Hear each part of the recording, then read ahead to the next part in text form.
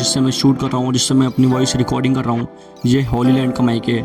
इसमें आपको मिल जाता है एक रिसीवर और 2 माइक, और इस माइक में नॉइस लेवल 3 होते हैं। ठीक है, मैंने भी अपना तीसरा कर रखा है जिसमें ग्रीन दिखता है देखने पर। ठीक है, इसकी वॉइस बहुत अच्छी है इंडोर में।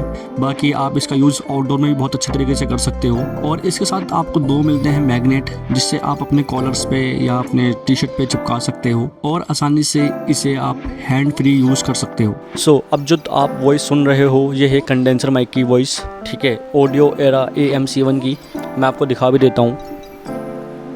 तो इसमें हो सकता है आपको थोड़ी सी नॉइस हल्की सी देखने को मिले, क्योंकि इसमें जो नॉइस होता है ना वो आपको पोस्ट एडिटिंग के बाद ही आपको सही मिलेगा। थोड़ी बहुत आपको नॉइस इसमें मिल सकती है, बाकी वो अदरवाइज़ जो हॉलीलैंड है वो ऑटोमेटिकली वॉइस नॉइस को रिडक्शन कर देता है। तो गाइस, वीडियो के अलावा वीडियो में सबसे इम्पॉर्टेंट पॉइंट माना जाता है वॉइस वीडियो का सबसे इम्पॉर्टेंट पॉइंट है कि आपकी वॉइस व्यूअर को कैसे सुनने में आती है और वो आपकी वॉइस को सुन के आपसे कैसे जुड़ते हैं। आफ्टर लॉन्ग टाइम मैंने भी एक यूट्यूब जर्नी स्टार्ट किया है, जिसमें मैंने भी बहुत सारे कंपोनेंट अपने बाय करे हैं। तो मैं आपको दिखाना चाहूँगा कि मैंने कौन कौन से माइक किस किस यूजेस के लिए बाय करे हैं, और दोनों का कंपैरिजन करके भी बताऊँगा मैं आपको। तो बने रहिए हमारी इस वीडियो में। मैंने अपने यूट्यूब जर्नी के लिए 2 माइक बाय करे हैं। पहला है आपका हॉलीलैंड और दूसरा है आपका ऑडियो एरा AM7। तो दोनों का मैं आपको कंपैरिजन करके बताऊंगा कि किस किस टाइम आपको कौन कौन सा माइक यूज़ करना चाहिए, और आउटडोर में कौन सा माइक यूज़ करना है आपको, और इनडोर में कौन सा माइक यूज़ करना है। तो पहले बात कर लेते हैं हम हॉलीलैंड की। इसकी प्राइस मुझे पड़ी है लगभग 5400 रुपये की, और जिससे मैं शूट कर रहा हूँ, जिससे मैं अपनी वॉइस रिकॉर्डिंग कर रहा हूँ, ये हॉलीलैंड का माइक है। इसमें आपको मिल जाता है एक रिसीवर और 2 माइक, और इस माइक में नॉइस लेवल 3 होते हैं। ठीक है, मैंने भी अपना तीसरा कर रखा है जिसमें ग्रीन दिखता है देखने पर। ठीक है, इसकी वॉइस बहुत अच्छी है इंडोर में।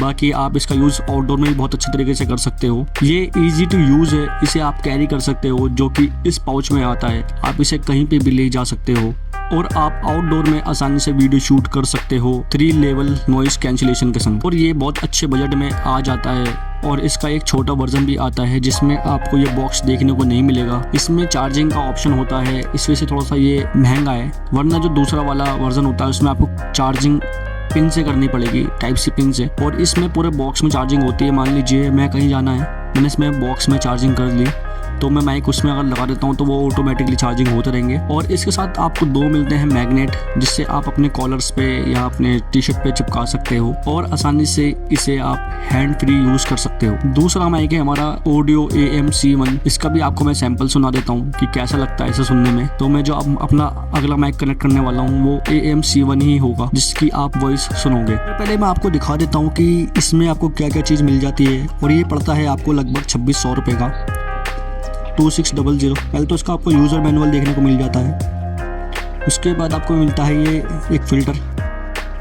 ठीक है, उसके बाद मिल जाता है आपको एक पॉप फिल्टर, जिससे आपकी वॉइस में नॉइस रिडक्शन हो सके। और इसके अलावा आपको मिल जाता है ये केबल, जिसमें टाइप सी भी होती है। ठीक है, जिसमें आप डायरेक्ट अपने फ़ोन से भी कनेक्ट कर सकते हो, जैसे कि ये वाली। इसमें आपको कुछ नहीं करना, डायरेक्टली आपको फ़ोन से कनेक्ट हो जाएगी। बाकी जो ये मोटी वाली पिन है माइक में चली जाएगी। आप इजी टू यूज़ आराम से यूज़ कर सकते हो। और ये आपको मिलता है स्पाइडर स्टैंड, जिसमें आप अपना प्रोफेशनल लगे जिससे कि देखने में उसमें अटैच कर सकते हो अपना माइक को। और ये आपकी कुछ क्लिप्स होती हैं अटैच करने के लिए माइक को। ये इस पर डायरेक्टली आप बस से माइक रख सकते हो। ठीक है, बहुत इजी है इसका। और ये लगता है आपका एक टेबल पे लगने के बाद जब आप इसे स्टैंड पे खड़ा कर सकते हैं, जब आपका हो जाता है एक स्टैंड जो टेबल में फिट होगा। इसे दिखा देता हूँ निकाल के मैं आपको। ये दिखने में कुछ ऐसा होता है। ये कुछ आर्ट वर्क में भी यूज़ होता है, पेंटिंग वेंटिंग में बनाने में। उसमें मतलब शूटिंग करने के लिए सही होता है। ये टेबल के लिए होता है मोस्टली, जिससे कि टेबल पे अटैच हो जाए। और ये आपका है जो माइक को पकड़ लेता है, मतलब ठीक है। सिर्फ अगर आप स्टैंड लगाना नहीं चाहते हो तो उससे आप अटैच करके, ठीक है, देखा भी होगा आपने वीडियो में सिर्फ माइक लगा होता है। और ये है हमारा माइक। तो माइक की बिल्ड क्वालिटी बहुत अच्छी है। ऑडियो हो रहा, मैंने भी इसका पहले रिव्यू चेक किए थे जब जाके मैंने इसे लिया था। और जो इसकी वॉइस रिकॉर्ड होगी वो हमेशा यहाँ से शुरू होगी। अगर आप यहाँ से ऊपर से या फिर साइडों में से करते हैं तो आपकी वॉइस बहुत कम जाएगी।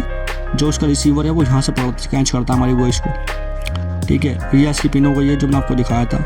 बाकी आपको मैं इसकी वॉइस सुना के दिखा देता हूँ कि कैसी लगती है होली लैंड के कंपैरिजन में। अब जो आप वॉइस सुन रहे हो ये है कंडेंसर माइक की वॉइस, ठीक है, ऑडियो एरा AM7 की। मैं आपको दिखा भी देता हूँ।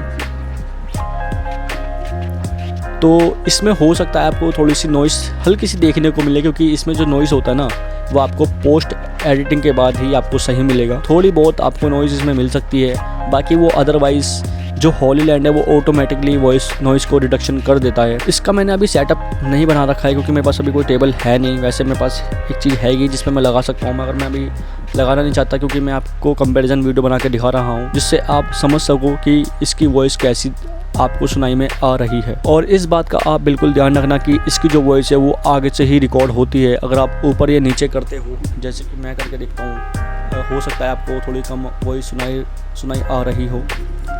अब प्रॉपरली आपको सुनाई आएगा क्योंकि मैं बिल्कुल आगे से शूट कर रहा हूँ। बाकी आप इसमें पॉप फिल्टर या फिल्टर लगा सकते हैं, वो आप जब भी लगा सकते हो जब आप पूरा सेटअप तैयार करो। क्योंकि मैंने सेटअप तैयार नहीं कर रखा है, मैं आपको सैंपल सुना रहा हूँ तो मैंने इस वजह से लगाया नहीं है। फिर भी लगा के एक बार और चेक कर लेते हैं। तो मैंने लगा लिया है माइक का पॉप फिल्टर, ठीक है। मैं भी इससे फर्स्ट टाइम अपनी वॉइस रिकॉर्ड कर रहा हूँ। जितनी भी मैंने अब तक वीडियोज़ बनाई हैं वो सिर्फ होली लैंड के माइक से ही बनाई हैं।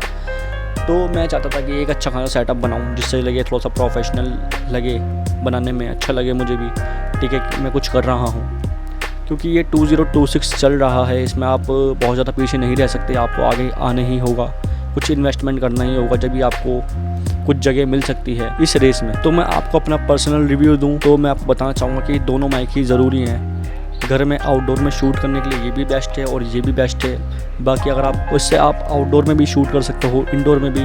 बाकी आप इसका यूज़ इंडोर में बहुत अच्छे से यूज़ कर सकते हो। बस इसमें एक चीज़ है कि आपको जो अपनी वॉइस को बेहतर बनाने का ऑप्शन है वो सिर्फ पोस्ट एडिटिंग में ही है।